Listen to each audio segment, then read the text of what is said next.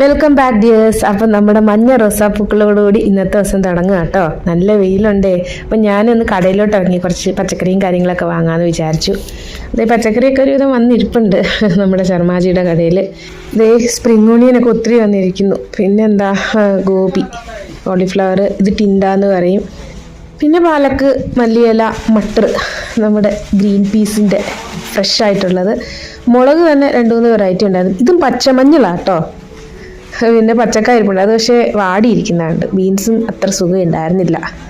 മുളകിൻ്റെ ഞാൻ പറഞ്ഞില്ല 2-3 വെറൈറ്റി കിടക്കുന്നുണ്ട്. പാവയ്ക്ക, നാരങ്ങ, ക്യാപ്സിക്കം തന്നെ 2-3 ടൈപ്പ്. തക്കാളിയും ക്യാരറ്റും റാഡിഷും ഒക്കെ നല്ല ഫ്രഷ് ആയിട്ട് കിടപ്പുണ്ട്. പിന്നെ കുറച്ച് ഫ്രൂട്ട്സും നല്ല ഉണ്ടായിരുന്നു കേട്ടോ, മുന്തിരിങ്ങയൊക്കെ. പിന്നെ ഞാൻ അങ്കൂന് കുറച്ച് സ്നാക്സും അവൻ്റെ ബോൺവിറ്റ കഴിഞ്ഞിരുന്നു, അതൊക്കെ വാങ്ങാമെന്ന് വിചാരിച്ചു. കാരണം കുറേ നാളായി സ്പാറിപ്പോയി നമ്മൾ സാധനങ്ങൾ വാങ്ങിച്ചിട്ട്.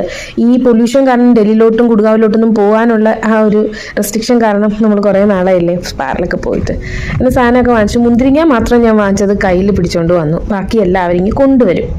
നമ്മുടെ ബൊഗൈൻവില്ല ഉണ്ടോ, നല്ല ഭംഗിയാട്ടോ. ഈ ബൊഗൈൻവില്ല ശരിക്കും നല്ലൊരു പൂവ് തന്നെയാണ്. നല്ല ഭംഗിയല്ലേ ഇത് കാണാൻ.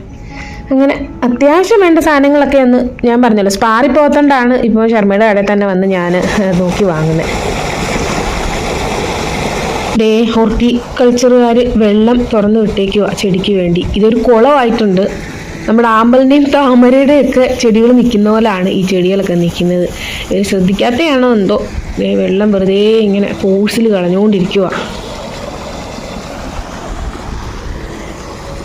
താഴത്തേക്ക് ഇനി വെള്ളം വരുമോ എന്തോ അറിയില്ല. അങ്ങനെ തിരിച്ചതേ നമ്മൾ വീട്ടിലെത്തി. ഇനി ലഞ്ചും കാര്യങ്ങളൊക്കെ ഉണ്ടാക്കണം. അങ്കൂന് രാവിലെ പറാട്ടയാണ് കൊടുത്തു വിട്ട കേട്ടോ. രാക്കേക്കും ഞാൻ പറാട്ട തന്നെ കഴിക്കാൻ രാവിലെ ഞാൻ കൊടുത്തു. ഇപ്പം രാക്കെ ജിമ്മിലൊക്കെ പോകുന്നതുകൊണ്ട് ബ്രേക്ക്ഫാസ്റ്റ് കുറച്ച് കഴിച്ചുകൊണ്ട് പോകുന്നേ.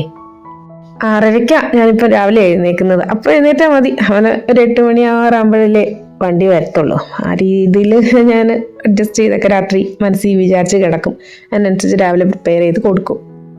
എന്തായാലും അങ്ങനെ നമ്മുടെ തണുപ്പ് കാലവും കഴിയാറായി. ഒന്ന് ആലോചിച്ച് നോക്കിയേ, എത്ര പെട്ടെന്ന് ആ ദിവസങ്ങൾ പോകുന്നില്ലേ.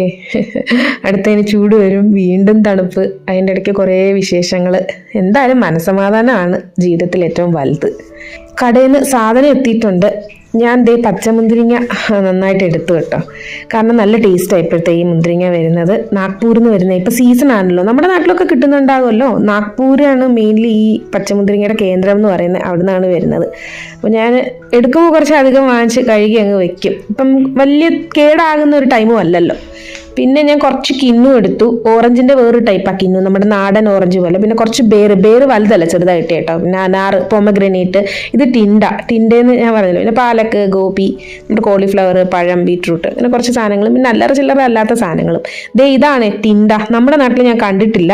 ഇത് നമ്മൾ ചുരക്കൊക്കെ ഇടുന്ന പോലെ കറി വെക്കാൻ പറ്റുന്നൊരു സാധനമാണ്. പിന്നെ ഞാൻ പാലക്ക് നന്നായിട്ടൊന്ന് കഴുകി മാറ്റി വെച്ചു കേട്ടോ. അതിങ്ങനെ വെച്ച് കഴിഞ്ഞാൽ അത് കേടാവാതെ ഇരിക്കുമല്ലോ. അതിൽ നിന്ന് കുറച്ചെടുത്തൊന്ന് അരിഞ്ഞ് ഞാൻ മാറ്റി. ഞാൻ വിചാരിച്ചു ഒരു ദാൽ പാലക്ക് പോലെ പെട്ടെന്ന് ലഞ്ചിന് വെക്കാം. അതിനുവേണ്ടി നമ്മുടെ തോരൻ പരിപ്പില്ലേ, സാമ്പാർ പരിപ്പ്, അതൊന്ന് കഴുകി ചെറുതായിട്ടൊന്ന് ചൂടുവെള്ളം ഒഴിച്ചു. ഇപ്പോൾ ഈ അരിയുന്ന സമയം കൊണ്ട് ഇട്ടതാട്ടോ. ചൂടുവെള്ളം വരുന്നതുകൊണ്ട് പൈപ്പിൽ നിന്ന്, അല്ലെങ്കിൽ പച്ചവെള്ളം അതിൽ ഒഴിച്ചിട്ടാൽ മതി. പിന്നെ എന്താ, എണ്ണ ഒഴിച്ചു, ജീരകം പൊട്ടിച്ചു, പൊടികളായിട്ട് മഞ്ഞൾപ്പൊടി, മുളക് പൊടി, മല്ലിപ്പൊടി. മുളക് പൊടി ലാസ്റ്റ് ഇടത്തുള്ളൂ കേട്ടോ. തീ ഓഫ് ചെയ്യുക, അല്ലെങ്കിൽ ലോ ഫ്ലെയിമിൽ വേണം ഇടുക, അല്ലെങ്കിൽ കരിഞ്ഞു പോകും. പിന്നെ ഇതിനുള്ളിൽ കായപ്പൊടിയും കൂടെ ഞാൻ ജീരകം പൊട്ടിച്ചിട്ട് ഇട്ട് കൊടുക്കും കേട്ടോ.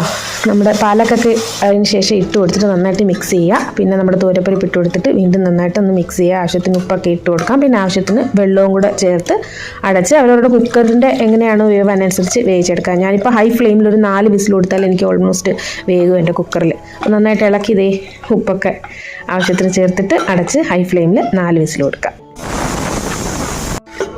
ആവിയെല്ലാം മാറി തുറന്ന് നന്നായിട്ട് മിക്സ് ചെയ്യാം. ചെറുതായിട്ട് ഒന്നും കൂടെ ഒന്ന് തിളപ്പിച്ചിട്ടൊന്ന് കൊടുക്കുക കേട്ടോ. ഇതിൻ്റെ ആവശ്യമേ ഉള്ളൂ. നല്ല ടേസ്റ്റാണ്, ഹെൽത്തിയാണ്, അയൺ റിച്ച് ആണ് പാലക്ക് എന്ന് പറയുന്നത്. അതിൻ്റെ കൂടെ തന്നെ ഇന്ന് മൊത്തത്തിൽ ഞാൻ വിചാരിച്ചൊരു അയൺ റിച്ച് നമ്മുടെ ലഞ്ച് തന്നെ ആക്കാമെന്ന് വിചാരിച്ചിട്ട് ബീട്രൂട്ടും വാങ്ങിയത് അരിഞ്ഞെടുത്തിട്ടുണ്ട്. അത് എണ്ണ ഒഴിച്ച് നമ്മുടെ ഇരുമ്പ് ചട്ടിയിലാണ് ഉണ്ടാക്കുന്നത് കേട്ടോ.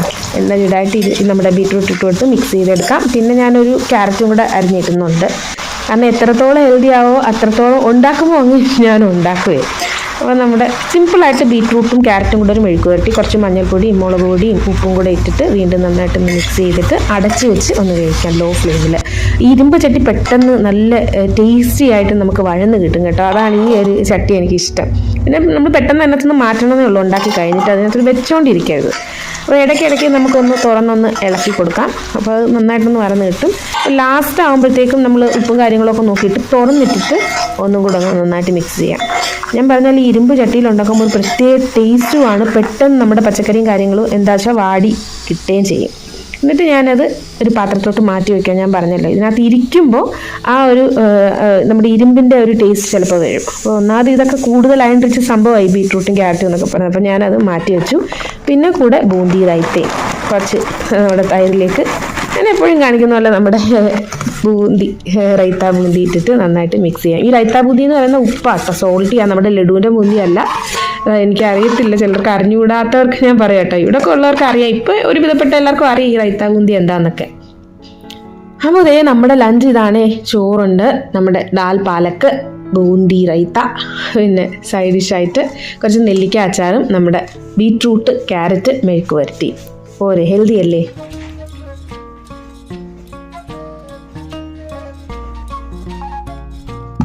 ഞാനിപ്പോൾ ഹെൽത്തി ആവാൻ വേണ്ടി തന്നെ ഇങ്ങനെയുള്ള ഫുഡുകൾ ഉണ്ടാക്കി കഴിക്കുന്ന കേട്ടോ. കാരണം കുറച്ച് ക്ഷീണവും കാര്യങ്ങളൊക്കെ ഉണ്ടായിരുന്നത് ഞാൻ കഴിഞ്ഞ വ്ലോഗുകളിലൊക്കെ പറഞ്ഞിട്ടുണ്ടായിരുന്നല്ലോ. അപ്പോൾ അത് മാറണമെങ്കിൽ കുറച്ച് ഹെൽത്തി ഇങ്ങനെയുള്ള സാധനങ്ങൾ കഴിച്ചേ പറ്റത്തുള്ളൂ എന്ന് എനിക്ക് മനസ്സിലായി. അതുകൊണ്ടാണ് ഞാൻ കൂടുതലും അധികം മസാലയും കാര്യങ്ങളും ഒന്നും ഇല്ലാത്തത് ഈ ലഞ്ചിനിപ്പോൾ ഉണ്ടാക്കുന്നത്.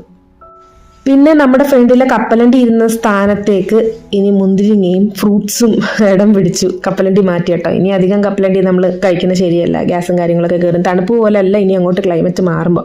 ഞാൻ മുന്തിരിങ്ങ കൊണ്ടുവച്ചു. ഭൂമി കറങ്ങുന്നതിനനുസരിച്ച് നമ്മളും ഇങ്ങനെ മാറിക്കൊണ്ടിരിക്കുകയല്ലേ. ദിവസങ്ങൾ ഇങ്ങനെ പോയിക്കൊണ്ടിരിക്കുകയാണ്. നമ്മളുടെ ലൈഫും ഇങ്ങനെ മാറിക്കൊണ്ടിരിക്കുകയാണ്. നമ്മൾ പോലും അറിയുന്നില്ല. ഓരോ ദിവസം കഴിയുമ്പോൾ നമ്മൾ വിചാരിക്കും ആ ദിവസം കഴിഞ്ഞല്ലോ. പക്ഷേ സമയം ഇങ്ങനെ പോയിക്കൊണ്ടിരിക്കുകയെന്നേ. നമ്മുടെ പ്രൊഫഷണൽ അൺബോക്സർ രാഖി തലേദിവസം രാത്രിയിൽ ഒരു പുതിയ സാധനം അൺബോക്സ് ചെയ്യുക.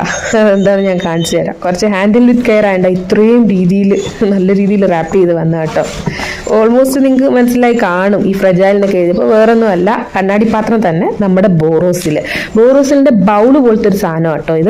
ഇത് കുറച്ചും കൂടെ ചെറുതാണ്. നമ്മുടെ മൈക്രോവേവിൽ നിന്ന് പെട്ടെന്ന് ഞാൻ മൈക്രോവേവിൻ്റെ ഒരു വീഡിയോ ഇട്ടിട്ടുണ്ടായിരുന്നല്ലോ. അപ്പോൾ അതിനകത്ത് ബോറോസിലിൻ്റെ കാര്യം പറഞ്ഞിട്ടുണ്ടായിരുന്നു. അപ്പോൾ ഈ പാത്രമാണ് എപ്പോഴും നമുക്ക് ചൂടാക്കാനും കാര്യത്തിനും ഒക്കെ എളുപ്പവും നല്ലതും ഹെൽത്തിയും. ബൗള് മാത്രമേ ഉള്ളൂ, അടപ്പുള്ളതാണോ ഒക്കെ പറഞ്ഞത്. ചെറുതാണല്ലേ, സുഖമായിട്ട് മിക്സ് ചെയ്യാനും കാര്യങ്ങളൊക്കെ നടക്കും.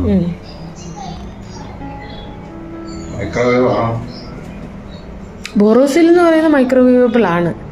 ഈ ബോറോസിൽ എന്ന് പറയുന്ന സംഭവം മൈക്രോവേവബിൾ ആണ്. അത് പ്രത്യേകം ചോദിക്കേണ്ട കാര്യമില്ല. അപ്പോൾ ഇതാണ് സംഭവം. ഒതുക്കമുള്ളൊരു പാത്രമല്ലേ. കുറച്ച് വട്ടേൻ്റെ സ്ക്വയർ ഷേപ്പായിരുന്നു. അപ്പോൾ രാഖയ്ക്ക് നമ്മുടെ വിപ്പിംഗ് ക്രീമൊക്കെ ഇങ്ങനെ വിപ്പ് ചെയ്തെടുക്കാൻ ഇത് നല്ലതാണെന്നും പറഞ്ഞുകൊണ്ട് വാങ്ങിയതാണ്. എൻ്റെ സ്ക്വയറും റെക്റ്റാങ്കിളും എല്ലാം ഉണ്ട്. ഇങ്ങനെ വട്ടം ഇങ്ങനെ താഴെ കണ്ടോ, ഇങ്ങനെയുള്ളത് ആദ്യമായിട്ടായിരുന്നു ഇരുന്നത്. അപ്പോൾ രാഖയെ ഞാൻ അറിയാതെ ഓർഡർ ചെയ്താട്ടോ. വന്നപ്പോഴാണ് ഞാൻ ശരിക്കും കണ്ടത് പറഞ്ഞത്. അപ്പോൾ ഞാൻ വിളിച്ചു എന്തോ സംഭവം പറഞ്ഞു. ബോറോസിലിൻ്റെ ക്രീമൊക്കെ വിപ്പ് ചെയ്യാൻ പറ്റുന്ന ഒരു സംഭവമാണെന്ന് പറഞ്ഞത്. അങ്ങനെ നമ്മുടെ ലഞ്ചും കാര്യങ്ങളൊക്കെ കഴിഞ്ഞിട്ട് ഇത് നമ്മുടെ ബ്രിട്ടാനിയയുടെ ടൈഗർ കോക്കനട്ട് എന്ന ഒരു ബിസ്ക്കറ്റ്. നേരത്തെ ഉണ്ടോ എന്ന് എനിക്ക് അറിയത്തില്ല, പക്ഷെ ഞാൻ ഈ ഇടയ്ക്കാണ് കണ്ടത്. പക്ഷെ നല്ല ടേസ്റ്റ് കേട്ടോ. നൈസിനെക്കാട്ടിയും ടേസ്റ്റാണ്. പഞ്ചസാരയും കാര്യങ്ങളും ഒന്നുമില്ല, പക്ഷെ എന്തോ ഒരു പ്രത്യേക ടേസ്റ്റ് കേട്ടോ. കോക്കനട്ടിന്റെ ഫ്ലേവർ അല്ലെങ്കിൽ എനിക്ക് ഇഷ്ടം, അതുകൊണ്ടായിരിക്കും. വട്ടത്തിൽ സിമ്പിളാണ്, കുക്കി പോലെ ഇരിക്കുന്നു, പക്ഷെ സംഭവം നല്ല പൊളിയായിട്ടുണ്ട്. എനിക്ക് ഒത്തിരി ഇഷ്ടപ്പെട്ടു. ചായയുടെ കൂടെയൊക്കെ നല്ലതാണ്. പിന്നെ നമ്മുടെ CC പ്ലാന്റിന് കുറേ നാളായല്ലോ ഞാൻ കാണിച്ചിട്ട്. ഇതിൻ്റെ കാര്യം ഇച്ചിരി ദയനീയം കേട്ടോ. കാരണം എങ്ങനെയെങ്കിലും ഒരു ബഡ് വരുമ്പോഴത്തേക്ക് അടുത്ത നല്ല വലിയൊരു ഇല അങ്ങനെ അങ്ങ് ഉണങ്ങിപ്പോകും. അതെന്താണെന്ന് എനിക്കറിയത്തില്ല. ചട്ടി ഇനി ചെറുതാണോ എന്തോ ചെറുതായിട്ടാണോ എന്ന് എനിക്കറിയത്തില്ല. ഇതൊരു വലിയ ഇലയായിരുന്നു. അത് പകുതി വെച്ചിട്ട് ഒടിഞ്ഞു പോയതിന് ശേഷം ബാക്കി ഇങ്ങനെ ഉണങ്ങി വന്നപ്പോൾ ഞാൻ അത് വെച്ച് കട്ട് ചെയ്തു. പിന്നെ ചുറ്റും ഇങ്ങനെ ഉണങ്ങി നിന്ന സംഭവങ്ങളെല്ലാം ഞാൻ വെട്ടി കളഞ്ഞിട്ട് ഇപ്പോൾ ഈ ബഡ് ചെയ്ത് ഈ ഒരെണ്ണേ ഉള്ളൂ. അതും ഒരു മഞ്ഞ കളർ അശക്തയായിട്ട് നിൽക്കുന്നു. ശരിക്കും ഇതിന് വെയിലും വെള്ളവും അധികം വേണ്ടാത്തൊരു പ്ലാന്റ് ആണെന്ന് എനിക്കറിയാം. ഇൻഡോർ തന്നെയാണ്. പക്ഷെ എന്തുകൊണ്ടാണ് ഇതിങ്ങനെ വരുന്നതെന്ന് എനിക്കറിയത്തില്ല. നമ്മുടെ തുണി ഇട്ട് വെച്ചിരുന്ന കൊട്ടയൊക്കെ ക്ലീൻ ചെയ്തു, കാരണം എല്ലാം കഴുകിയിട്ടേ. പക്ഷേ കഴുകി ഇടുന്തോറും നമുക്ക് കൂടുന്ന സംഭവമാണല്ലോ ഈ തുണി മടക്കാനുള്ളത്. ഒരു കുന്നുപോലെ കിടക്കുന്ന കണ്ടോ. അപ്പോൾ എല്ലാം കഴുകിയിട്ടപ്പോൾ ഇനി അത് മടക്കണം. പക്ഷേ എനിക്ക് മടിയാണ്. ഇപ്പം എന്തായാലും എനിക്ക് ചെയ്യാൻ വയ്യ. കുറച്ച് റിലാക്സ് ചെയ്യട്ടെ, റെസ്റ്റ് ചെയ്യട്ടെ. ഇന്നത്തെ വീഡിയോ ഇവിടെ വെച്ച് വൈൻഡപ്പ് ചെയ്യാം കേട്ടോ. എല്ലാവർക്കും ഒത്തിരി ഒത്തിരി സ്നേഹത്തോടെ thank you so much. Bye bye dears.